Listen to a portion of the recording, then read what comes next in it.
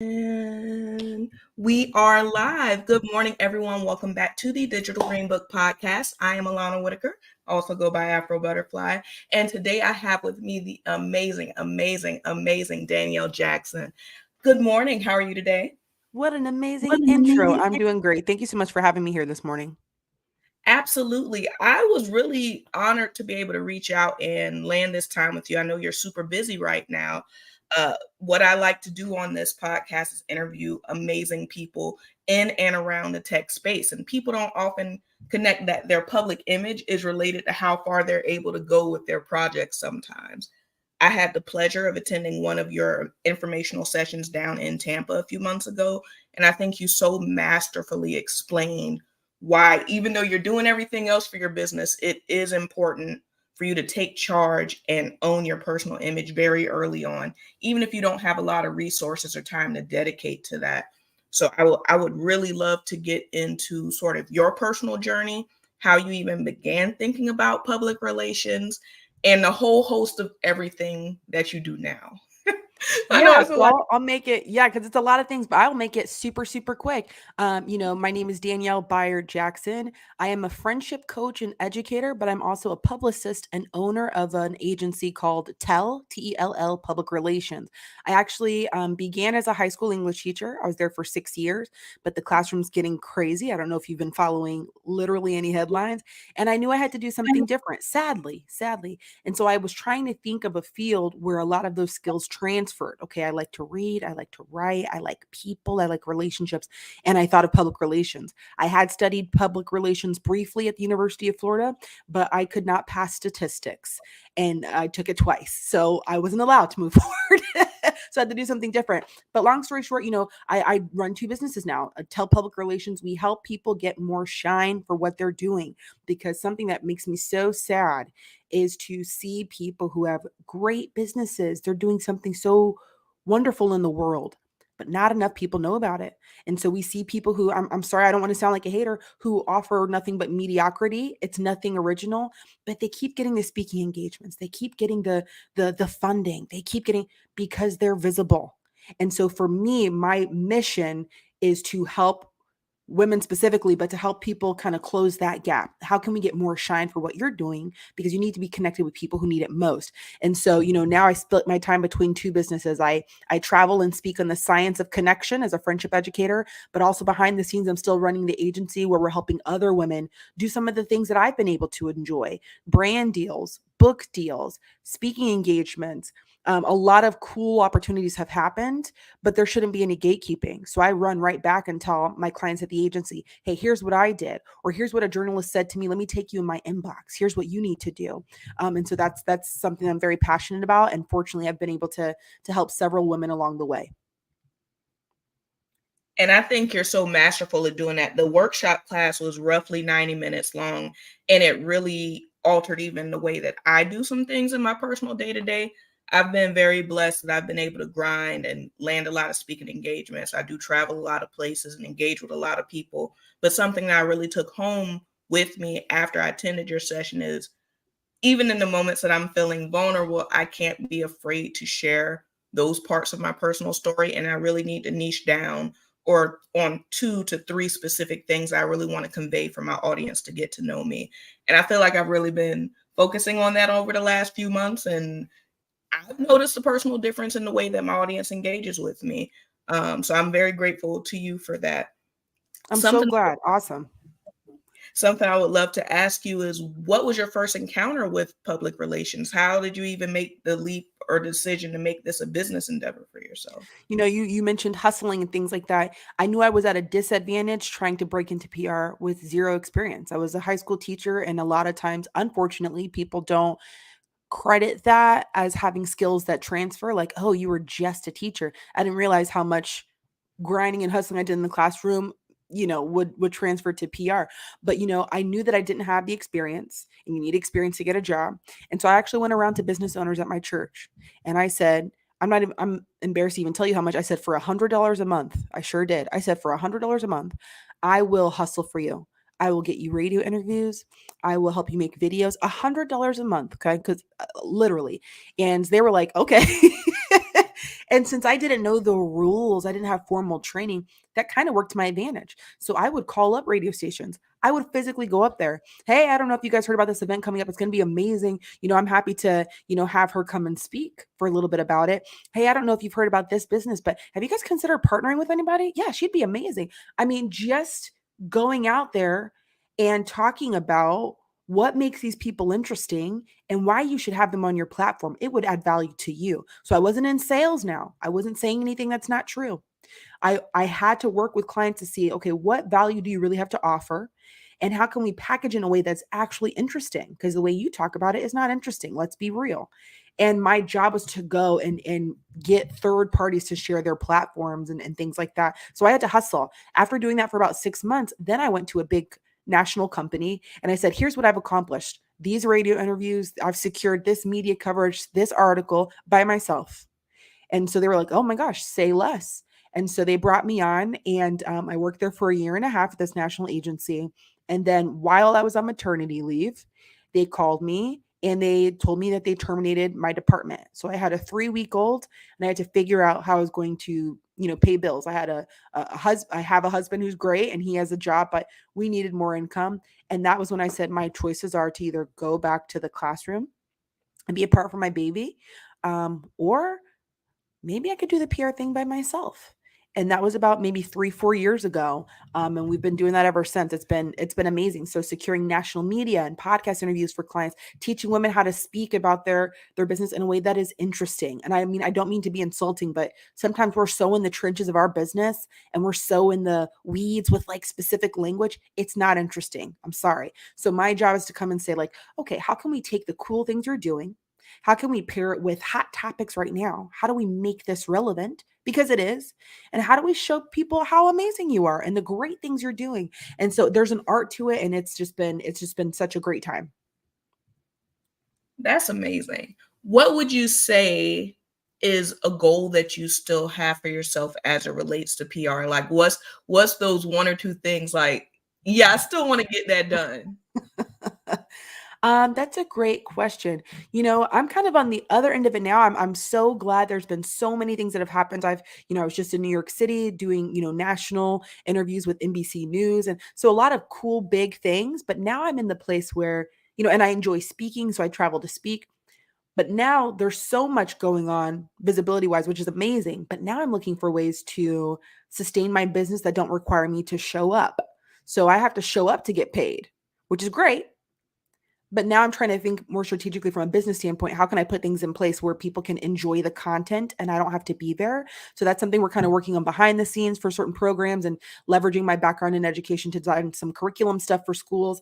But that's kind of my goal right now. But of course, people always have like the big dreams in mind, like, oh, an interview with Oprah, so we've all got our big reach goal which I think is nice, but I'm looking for ways that people enjoy the content without me having to physically be there. If they don't want the one-on-one experience, how they can just kind of get it done, without having to book me to come in. But the goals are always changing. And I think that's important, is to stay open to what goals are appropriate to where you are now. I think that's relevant, and I think it's always appropriate to keep that big goal. And you will be interviewing Oprah. We'll see. I'm claiming it now. So my next question would be, tell me a little bit more about your friendship coaching aspect. What is that exactly, and how do you use that in your everyday life? Yeah, so I leverage my background in education, but instead of teaching 18-year-olds how to write an essay, right now I use my background in education and research to study what the latest research has to say about women's cooperation, communication, and conflict. Because the latest and longest running study on happiness out of Harvard found that the number one thing that determines your overall life satisfaction and well-being is the quality of your relationships. Yet we put so much time, energy, and attention into growing the business. And if we're having a problem with our romantic relationship, we seek help, but not with our friendships. And there are too many people who are suffering mental health issues, isolation, loneliness, because they either don't have friends, or if they do, they are not satisfied with those relationships, and it has serious consequences. So now I travel and I speak on various stages about the science of women's connection. What happens to our body when we're lonely? What happens to our mind? How do I cultivate friendships as a business owner who feels like I don't have time for that, but I also know I need it for my wellness and my joy. And so now I do that. And so, that is, yeah, it helps in two ways. One, getting the message out about relationships. But again, that means I'm out in the forefront, and I run back and I come and tell women, okay, I was recently on national news. Here's the intel.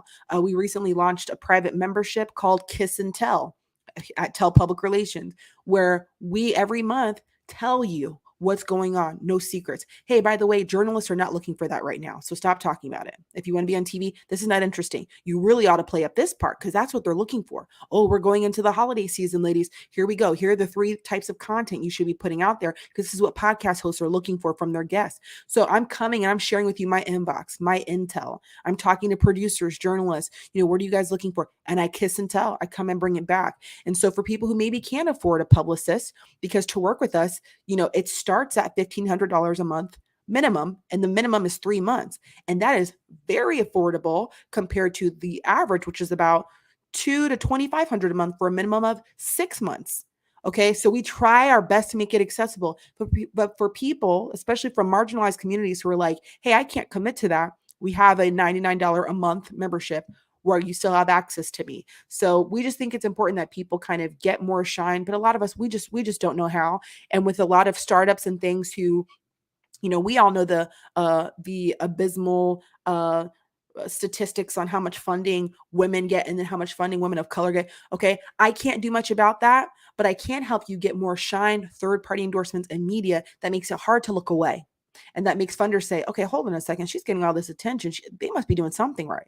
We shouldn't have to do all that. But if you need to do that to position yourself to receive more funding because you've got more credibility, we can help you do that. And so I think every woman should know how to get more shine, talk about herself in a way that's interesting, and become a thought leader. But that's a tangible kind of knowledge, and a lot of us don't have that. And it's my job to make sure that we can do that. And it's so funny, like as I talk to more people inside of these spaces, 2 interviews back, I literally just interviewed Felicia Hatcher. I think she's so phenomenal. And she honed in on that. Like when you are finding your purpose, but also trying to have that space for self-care and balance, but then also trying to lift up and edify yourself. And then the funding metrics, and you're just like, okay, how am I supposed to make all of this work? What you're saying makes so much sense. We don't have necessarily, unless you're extremely blessed and fortuitous, we don't have all those resources. So I think that's so honorable that you are making those services so affordable and available. We often don't think of that as founders sometimes, literally crafting our stories and thinking about publicists, legal, those things almost Mhm. seem like luxuries often to the Black entrepreneur, often the Black female entrepreneur. Like we're usually having to allocate those resources to so many other spaces that it's a want and a not a need to have, but you're clearly characterizing that your how you position yourself in media is a need to have. Mhm. Mhm. So, mm.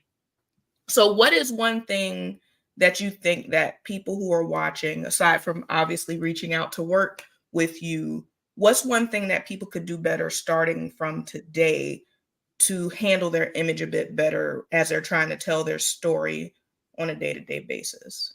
Yep. So the very first thing I do, and I don't care if the business is huge or if it's a person who just started out, the very first thing is you need to be able to tell me what you do in 2 sentences or less. We will not work with somebody who can't do that. And if they admit they can't do that, then that's going to be the first item on our list.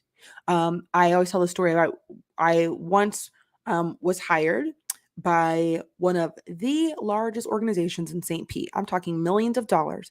And they asked us to come in to help with some PR. And I'm like, oh my gosh, sure. Yeah, of course. And our very first meeting was the first question we asked.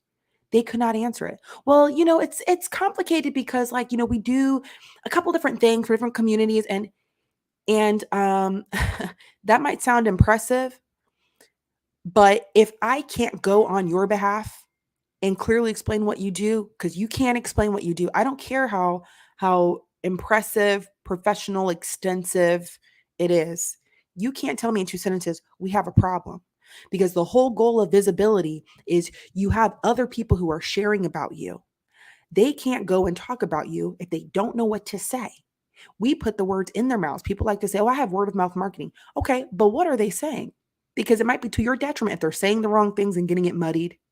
I don't care how top tier technological you're in AI, Bitcoin, complicated things. If you cannot tell me what you do in 2 sentences, that's 100% the first step, because that determines the language we use on the website, in our elevator pitch. If I'm trying to pitch you to a podcast or media, because they don't have the time to do the mental labor to figure it out. And psychologically, from a psychological standpoint, as soon as people start to get frustrated, they tune out. So as soon as I'm like, okay, so wait, so you work with people who, as soon as I have to do that, I'm just being polite. I'm going to keep it real. I'm going to start head nodding. Oh, okay, cool, cool, cool. I'm not energized by what you said. I don't understand what you said. So I darn sure I'm not going to go and tell my friends about what you did because I don't even get it. So that's everybody's first barrier to getting more visibility, is simple language to explain what you do and who you do it for. I'm not talking about a slogan. We're here to help women elevate their too much.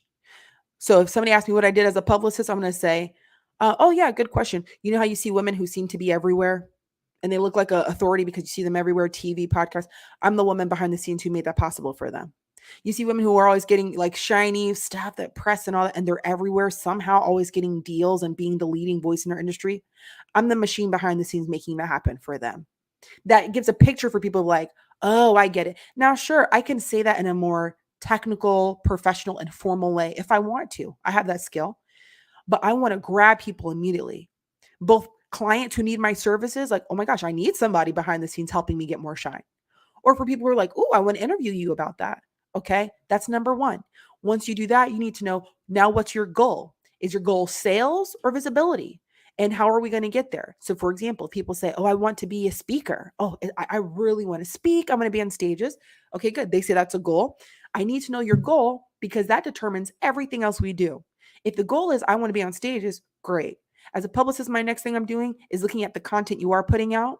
And are you previewing the experience of being on a stage? For those of us who have a bunch of content that's just graphics from Canva and sliders and carousels people just slide through, but you don't have anything that shows you with words coming out of your mouth in a compelling way, why would people go from seeing a bunch of graphics to being like, come speak at my event? You have to preview the experience that you want. You have to let people know what to expect. But a lot of us are not thinking like that because we have our goals are all over the place and we're doing social. If a TV producer can't fathom what it would be like, because they don't, I mean, their job is to look good. They can't have you on and you can't string a sentence together, or they've never heard you talk about your topic or offer original insights. You're just regurgitating what other people are doing using Chat GPT for your content. Okay, that's a whole other issue. But I think those two things get people started. One, explain what you do in 2 sentences or less in a way that gets people excited and it's clear and repeatable. And two, what are your goals? Because that determines where you're focusing your energy and attention. So I think for anybody who's like, okay, we need more PR, we got to get out there. If you cannot do those two, trying to get media coverage and all that would be premature. And that's a fair and concise assessment. I know when I really began grinding down to get more speaking engagements, what really helped me was making like a personal website. And then I began recording every single speaking engagement I did from there and posting it to my website. So when they would ask for like either pre-content or bio or something, I would just shoot them the link and I'm like, here's everything: pictures, videos, bio, headshot, everything. And that has rapidly accelerated all of the opportunities I've had. That's amazing. But even in this conversation, I'm always amazed when you speak, because now I'm like, now I need to go back and refine a few things. I could clean up my wording a little bit. And I'm super excited to see exactly where your journey goes and how much you grow inside of this space. I know we both have to run slightly early today. But one of the things I really want to get into is self-care at the end. You do so much for so many people, your clients, yourself. You have a young child, as you mentioned before. How are you finding time for yourself? It's a great question. I will say that's honestly, as I'm meeting more people, I identify myself as a super connector. It's a Mhm. natural gift. Like I'll meet someone and they're like, I need this thing. And a few months later, I'll meet someone who says, I do this thing. And I just like Yeah. Legos put together. I really think that's a God given gift that I have. Mhm. And throughout this journey, just this thing we call life, like you learn about your weak areas, your strong areas, things of that nature. And self-care has been a repeated theme for me for, I would say, for the last 18 months. So I've been asking the people I consider my mentors, my heroes, people who I'm deeply impressed with about this aspect, especially because my audience is predominantly, I would say it's like 70% women, 30% men, Mm. uh, and deeply reflective of my age demographic. A lot of them in the VC space, a lot of them in the entrepreneurial space. And I really began asking that question on every interview lately, like, what are you doing for self-care? And the answers have been so varied and sort of surprising to me. Is something even as we ascend to higher levels that doesn't get much attention. Um, so I really like asking that even in this conversation where it's related, but it's not related because it's food for thought even if it's Totally. something that you want for later. So I would love if you have something to answer that. Yeah, you're right. That is so important.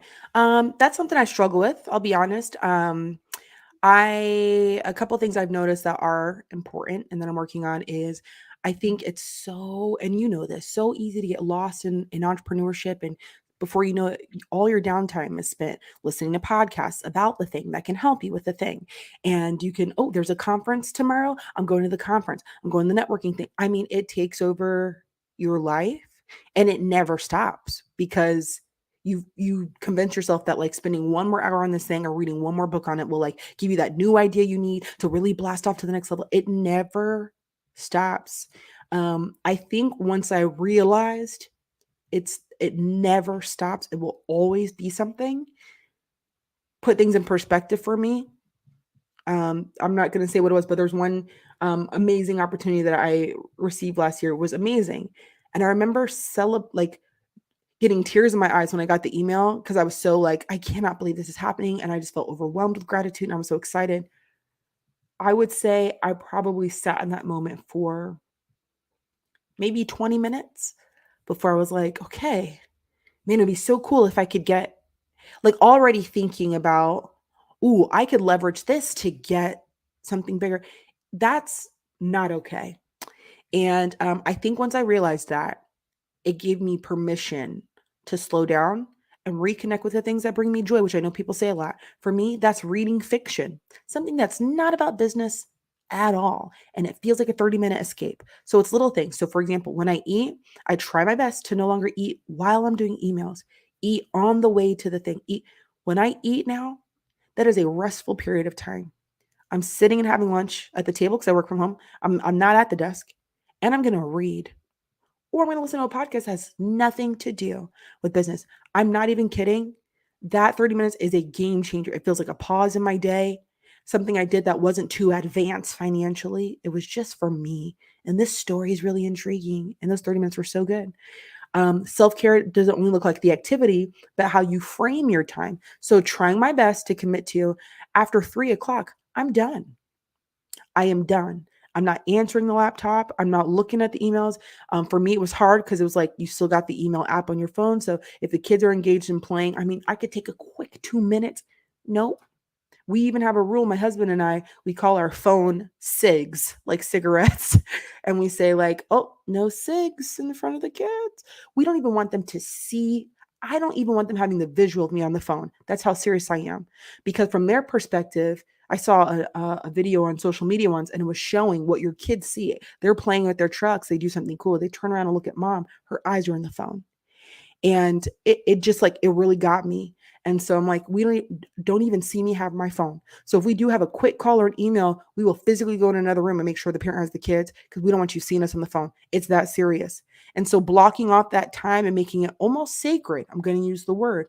I think that's a form of self-care, not just the activity, but what time is reserved for you and trusting you're not going to miss out or fall behind if you end your day at 5 o'clock and believing whatever is for me, it'll be there tomorrow. I recently lost an opportunity because I wasn't in the email and it was a media thing. They wanted somebody quick. I was kicking myself the next day. I was like, dang it. Oh my God, that would have been such a good. And I was like, no, there will be more of those. There will be more of those, but I'm not going to be in the emails at 10 o'clock p.m. to answer an immediate call that you need for in the morning. I guess I missed it. And so I think those two things, what brings you joy that you can do that is not business related? And how can you count some time in your week as sacred? We don't really use that word, but meaning I don't mess with this. This is important to me. And I think people will see that's a game changer. That was sacred.